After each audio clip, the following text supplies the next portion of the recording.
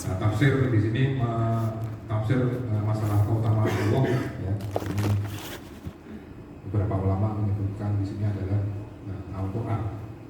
Al-Quran yang diturunkan kepada Nabi kita Muhammad SAW, di mana Quran itu ya secara sejarah memang diturunkan secara bertahap ya. Makanya di situ ada yang Quran yang diturunkan di Mekah disebut dengan ayat-ayat Makkiyah dan di Madinah. Namun di beberapa ayat disebutkan di dalam Al-Quran, Al-Quran itu diturunkan secara utuh, global. Di mana di dalam Al-Quran surat Al-Baqarah ayat 185 disebutkan Syahrul Ramadan alladzi unzila fihi al-Quran. Jadi bulan Ramadan adalah bulan yang di dalamnya diturunkan Al-Quran. Jadi maksud dalam ayat ini adalah turunnya, maksudnya adalah turun secara utuh, keseluruhan. Demikian juga dalam surat Ad-Dukhan ayat 3 disebutkan inna anzalnahu fi lailatin mubarakatin inna kunna munzirin. Sesungguhnya kami menurunkan pada malam yang diberkahi, yaitu di bulan Ramadan. Sungguh kamilah yang memberi peringatan. Kemudian tafsir dari rahmat, yaitu di sini disebutkan adalah suatu nikmat di agama dan keimanan. Agama dan keimanan. Jadi kita bisa beribadah dengan nikmat, bisa beribadah dengan tenang, ya, beramal dengan amalan-amalan yang soleh. Karena nanti kita akan menjumpai bulan Ramadan. Ya. Ini juga suatu nikmat. Semoga kita semua bisa menjalani semua dengan nikmat. Ya. Nah, di situ dijelaskan dalam ayat yang pertama tadi, bergembiralah, maka hendaknya bergembira. Maksudnya di sini adalah dengan membawa perasaan gembira pada diri kita, maka itu akan memunculkan luasnya hati dan semangat serta mensyukuri nikmat Allah. Nah, gembira, bahwa kita akan menyambut bulan Ramadan. Akhirnya jam 4 masih tiduran tidak harus bangun. Jadi jangan mengeluh. Jadi justru kita bergembira ya. Menyambut bulan Ramadan, bulan yang penuh dengan ampunan, maghfirah. Nah, kegembiraan di sini bukanlah kegembiraan yang tercela ya. Jadi kita gembira dalam kebaikan di sini bukan suatu kegembiraan yang tercela. Berbeda dengan kegembiraannya korun ya. Anda tahu sendiri korun ya, dimana waktu itu telah diberikan teguran oleh orang-orang sekitarnya. Ancaman janganlah engkau terlalu bergembira menyombongkan diri. Ketahuilah bahwa Allah tidak suka pada orang-orang yang menyombongkan diri. Jadi, mungkin yang tidak boleh di sini adalah kegembiraan yang menyombongkan diri dalam masalah dunia.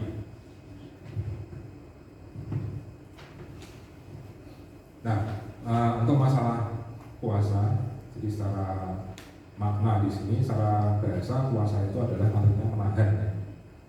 Itu menahan.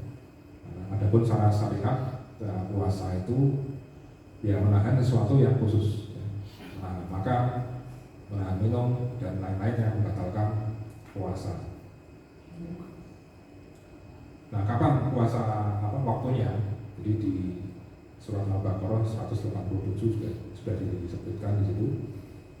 Wa qulu wasratu hatta yatabayyana lakumul khaytu abyadu minal khayt al-aswadi minal fajr. Jadi kita boleh makan dan minum di waktu sahur sampai jelas garis yang putih. Di sahur sampai jelas garis yang putih. Maksudnya garis yang putih ya tenggelamnya matahari waktunya maghrib. Kemudian hikmah dari puasa itu sendiri ada beberapa. Yang pertama, membuktikan kejujuran niat hanya untuk Allah. Karena amalan puasa itu hanya Dia sendiri dan Allah yang tahu. Makanya disebutkan amalan puasa itu adalah milik Allah, maksudnya pahala itu milik Allah. Ada beberapa yang menafsirkan bahwa pahala puasa itu yang dimiliki oleh seseorang itu tidak akan bisa diambil oleh orang lain. Ini tadi yang disebutkan dalam saya agak ngeling sedikit ya dari apa yang disampaikan oleh Pak Anton tadi, di mana memang kalau kita hubungan dengan manusia, kita ada sesuatu yang mengganjal pada teman kita, maka itu ada kisos gitu. Dan itu harus dibayar dengan kebaikan. Jadi kita harus membayar dengan sejumlah kebaikan yang kita punya. Nah, kalau ada yang berpendapat bahwa amalan-amalan puasa Ramadan itu tidak bisa untuk diambil, jadi cuman dalil itu ibaratnya kalau dari beberapa ulama tidak mensolihkan ya. Jadi amalan kita apapun, kalau memang kita punya salah terhadap teman, itu yang dipakai untuk membayar sejumlah kadar apa yang kita kedoliman yang kita berikan pada teman. Jadi seperti itu. Nah, maksud di sini adalah membuktikan kejujuran adalah ya memang puasa itu yang tahu adalah diri kita dan Allah. Kita mungkin mengaku kita puasa ya, kita nggak tahu mungkin di rumah atau mungkin pada saat keluar kita nggak bertemu dengan teman-temannya, kita tiba-tiba mampir ke warteg kan nggak tahu. Ketika pulang kantor ya tahunya dia puasa. Jadi seperti itu. Maka di situ yang tahu adalah kejujuran adalah dia sendiri dan Allah yang Maha. Kemudian hikmah dari puasa adalah mengingatkan kenikmatan dari Allah, ya, mengingatkan kenikmatan Allah dari makanan dan minuman serta apa-apa yang dikehendaki. Karena sesuatu menjadi jelas dengan lawannya. Sesuatu itu menjadi jelas dengan lawannya. Ketika misalkan paling gampang itu gambarannya adalah ketika kita merasakan kedamaian di satu negeri, ya kita bisa beribadah, bisa makan, bisa minum, bisa mencukupi. Apa yang terjadi kita ketika kondisi yang sebaliknya, jadi suatu keadaan mungkin perang ya, makan susah gitu ya, perang kan ya kita tahu sendiri semuanya serba susah. Bisa dibayangkan seperti itu. Jadi sesuatu itu akan menjadi jelas ketika dibandingkan dengan lawannya. Nah, kita ketika puasa tidak boleh makan minum, itu baru kerasa ya Allah. Selain buat ternyata kita diberi Allah nikmat makan dan minum itu seperti ini ya. Jadi seperti ini. Kemudian yang ketiga adalah ingatnya hamba terhadap teman-teman atau saudara-saudaranya yang dalam keadaan tidak mampu, maksudnya orang-orang miskin, maka kemudian hamba tersebut mendekati mereka dan merahmati mereka. Kadang kan sering kita melihat di bulan puasa banyak kita jumpai orang berlomba-lomba untuk sedekah, ya, sedekah berbuka puasa, sedekah sahur, itu hikmah dari puasa. Nah, secara sejarah kapan diwajibkan puasa Ramadan? Jadi kalau kita melihat sejarah, puasa Ramadan itu diwajibkan pada tahun kedua setelah hijrahnya Nabi Muhammad SAW.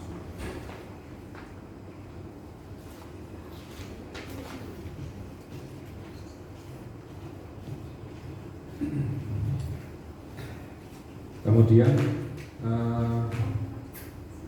di sini saya juga sebutkan beberapa dalil ya, yang menyebutkan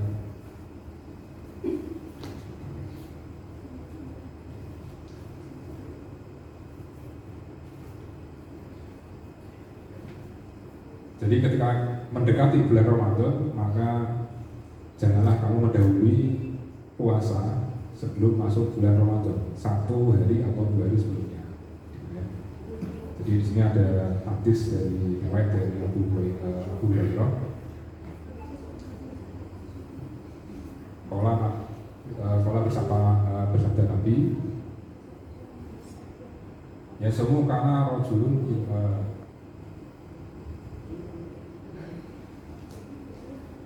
ya, artinya janganlah kamu mendahului puasa sebelum masuk bulan Ramadan, 1 hari atau 2 hari sebelumnya, kecuali orang yang biasa berpuasa. Jadi kalau orang yang biasa berpuasa Senin Kamis atau saya Abu Dawud ya, saya di puasa, saya tidak, nah itu nggak apa-apa. Jadi misalkan puasanya jatuh hari Selasa, ya. Misalkan orang yang biasa puasa Senin Kamis, ya, Seninnya mau puasa, nggak masalah. Tapi kalau memang orang tersebut tidak biasa puasa Senin Kamis, maka hendaknya tidak berpuasa. Kenapa di sini ditekankan seperti ini? Karena apa? Karena bulan Ramadan itu sangat spesial. Sangat spesial, tapi ingin menspesialkan bulan Ramadan. Jadi sehari atau sebelumnya jangan puasa, puasanya pas bulan Ramadan. Jadi gitu ya. Kita sendiri kalau mau menspesialkan suatu event kan gitu. Misalnya dari rumah tanya istrinya, "Lupa, nggak sarapan?" "Oh, dari ini sarapan dulu." "Ya kenapa?" "Nanti siang mau makan enak, ngombe lagi." Jadi nggak puasa dulu, biar perutnya dikosongin dulu gitu ya. Karena nanti ada spesial ini, makan. Kira-kira enak.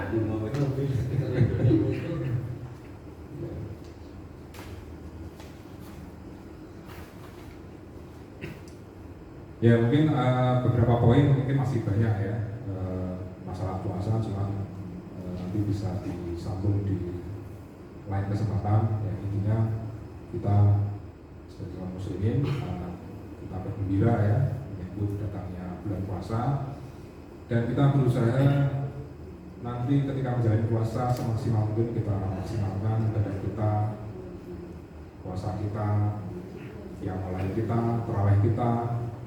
Jadi gitu, kita maksimalkan. Karena pada bulan Ramadan itu setiap malamnya dicatat ya. Dicatat orang-orang yang dibebaskan dari neraka. Jadi kita berusaha sehingga kita semua semoga nama-nama kita tercatat menjadi hamba Allah yang dibebaskan dari api neraka. Dan orang-orang yang menjumpai bulan Ramadan, ini suatu pesan yang penting ya.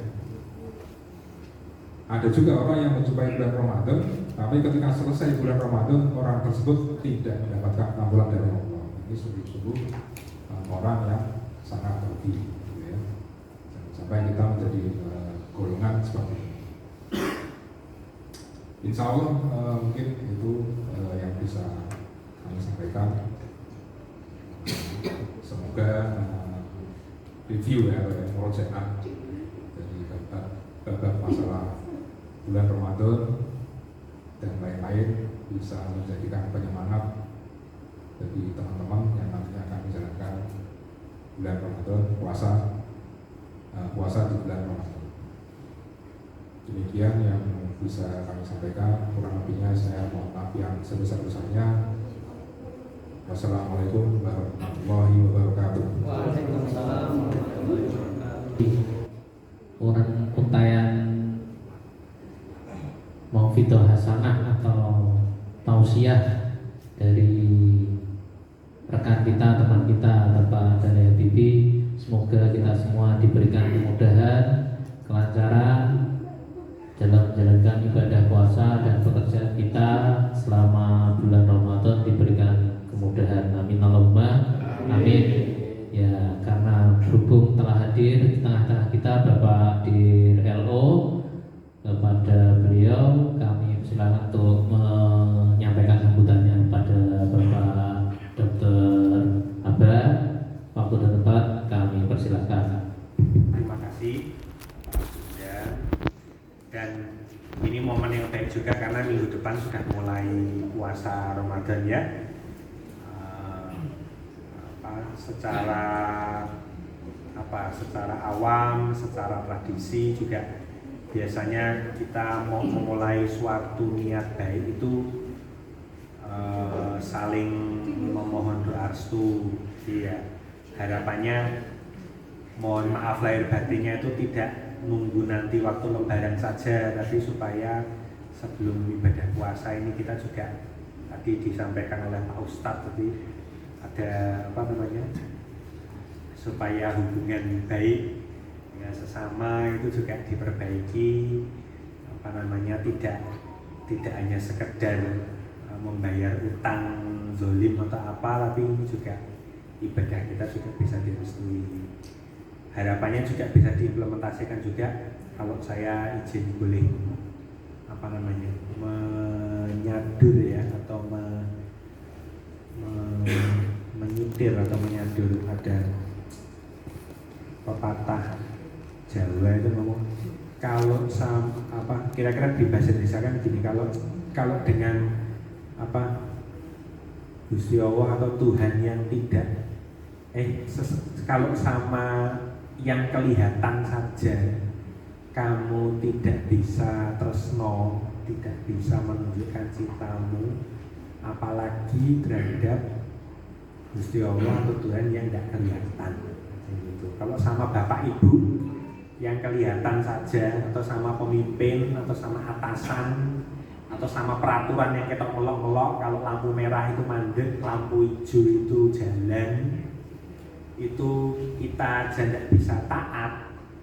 Siapa yang jamin kita itu bisa taat, bisa patuh sama aturan sehingga urip yang tidak kelihatan tadi. Jadi tadi betul, saya setuju sekali juga tadi dengan Pak Ustadz tadi yang mengatakan puasa itu melatih kejujuran juga. Harapannya ini nanti bisa diimplementasikan dalam pekerjaan, tidak hanya sekedar kalau dilihat teman saja kita tidak makan, tidak minum, nanti pas ke kamar mandi wudu nyicil ngelak sitik gitu ya, ben nganu gitu ya. Terus harapannya nanti di dunia kerja itu juga gitu. Ini kepala instalasi kita Pak Mike kan pas dinas luar ini tidak kelihatan.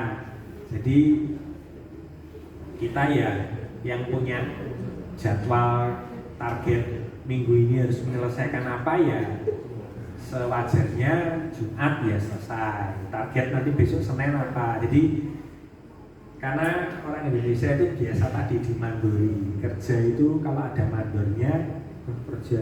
Begitu mandornya hilang itu wes langsung kelas meeting ya biasa. Kalau di kelas kan gitu ya, dulu zamannya kita sekolah ya, kalau ada guru itu wah sinau, terus begitu anak-anak jam kosong guru rapat dinas pendidikan gitu, wah langsung dolanan ya kita.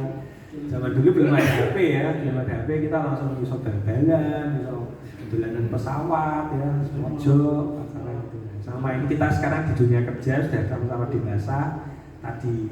Kalau sama aturan yang sudah kelihatan saja kita tidak bisa submit atau tidak bisa teguh bekerja, itu tidak perlu dimandori. Guys, kita menganggap Gusti Allah itu yang jadi mandornya kita. Insya Allah kita itu menjalani kehidupan ya tenang. Nah, kita naik kendaraan itu bawa SIM sama bawa STNK itu bukan karena ditilang, tapi karena kita sadar. Kita membuktikan kita benar-benar bisa nyetir kendaraan itu orang renting kiri beloknya kanan gitu, tapi kita punya surat izin mengemudi yang betul. STNK dibawa bukan karena ditilang nanti kalau ada cegatan, tapi kita membuktikan ini memang benar-benar motornya kita, surat tanda nomor kendaraan. Nah, puasa ini sebulan ini ujian. Harapannya nanti dibawa terus ke kehidupan kita, yang kita juga akan menikmati berkah itu tidak hanya di dunia tapi juga di akhirat, untuk keluarga, untuk keturunan kita semua. Jadi bersyukur ini SIM RS pirukunannya guyup. Sebelum memulai niat ibadah yang suci sama-sama, izinkan saya juga mohon maaf lahir dan batin kalau ada sesuatu hal yang mungkin tidak berkenan. Harapannya ke depan kita bisa sama-sama menjalani ibadah semua ini dengan tenang, ikhlas, damai, dan manfaatnya juga balik ke kita sendiri juga. Terima kasih, selamat SIM RS, maju terus, hebat, dan demi diri kita, demi keluarga kita, demi rumah sakit kita. Akhir kata, terima kasih. Assalamualaikum warahmatullahi wabarakatuh.